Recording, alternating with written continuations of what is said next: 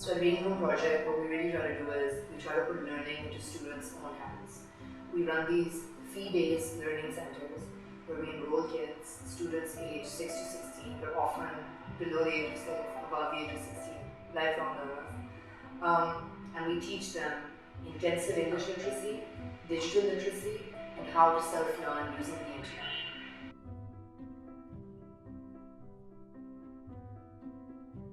If you're a lifelong learner, it's not just about that particular subject that you might want to study. It also has to do with how do you approach any problem, any situation that's new, right? Do you approach it with openness and a willingness to ask questions and learn more about it and make gains in solving the problem before you reach out for help or throw your hands up and say you give up? You know, if you're able to be open, if you're able to ask those questions, if you're able to start solving a problem, you are lifelong learning. Even if you start a task that you don't know anything about by Googling it, oh my god, that's lifelong learning, right? Because essentially you're saying, I'm open to this, I don't know how to do it, I might mess it up, but you know what, I'm willing to learn, I want to add it to my repertoire. So as an employer, I don't think you can really ask for more. And I would say that if a teammate doesn't know how to do something, but if they're already trying to figure it out, by the time they ask me for help or I find out that they don't know how to do it, I mean, that's a very good sign for me. So as an employer, I think you don't ask for anything more. The benefits of your teammates being lifelong learners are immeasurable for your organization.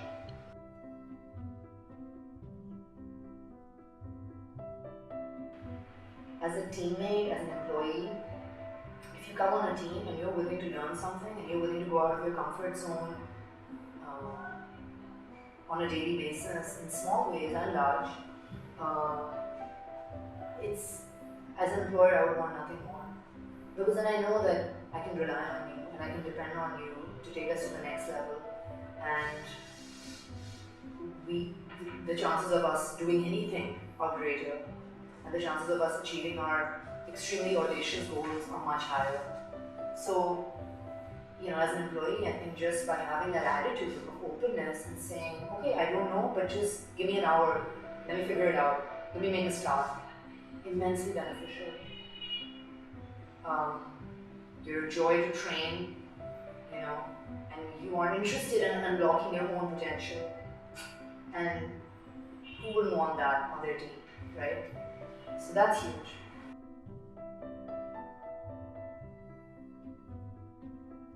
So I think it's also this idea of losing a fixation on being right in any particular situation that helps me to learn from my experience.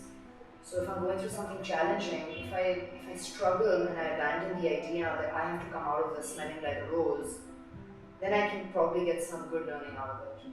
I can probably try something that I might not have tried before, or really stretch myself to do the right thing, even if I'm doubtful about what that is.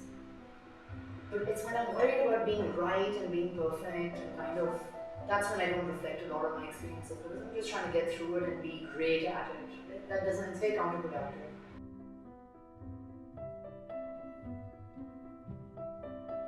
One is just hard work, having to put in the work. It's a slog, you know. And as my tutor used to say, and I really love this, he would always say, there's no royal fix. You're going to have to do the work. So whenever I would ask him, like, how do I get to this? I would be solving mathematical problems with him, so I would ask, how do I get from there to there? Or how do I, like, I don't know what to do here. Invariably his answer would be to pull off 6 or 7 books from his limitless bookshelves and open them in front of me, thankfully to the relevant pages, and then say, okay, have a look at that and ask me that question again in a few hours. And I think that's a really great way to kind of elucidate this idea I'm trying to communicate, which is you better get ready to do it yourself, you know, and that is the whole point. That whole process is the point.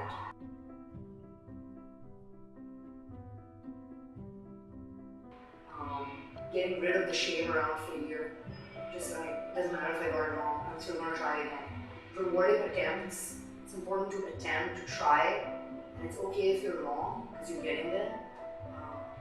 That's a big thing that culturally doesn't exist in our schools. If you want to give the answer, like if you raise your hand to give an answer, you're hoping against hope that it's the right one. You know, that's very important to you. The result is meaningless, I think.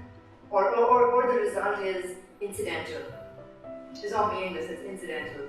What's more important is that process of trying and trying and trying and spending hours and getting obsessed, and then one day while you're walking on the street or while you're, I don't know, dusting your house or something, it suddenly occurs to you what the answer to your question was, or that missing piece.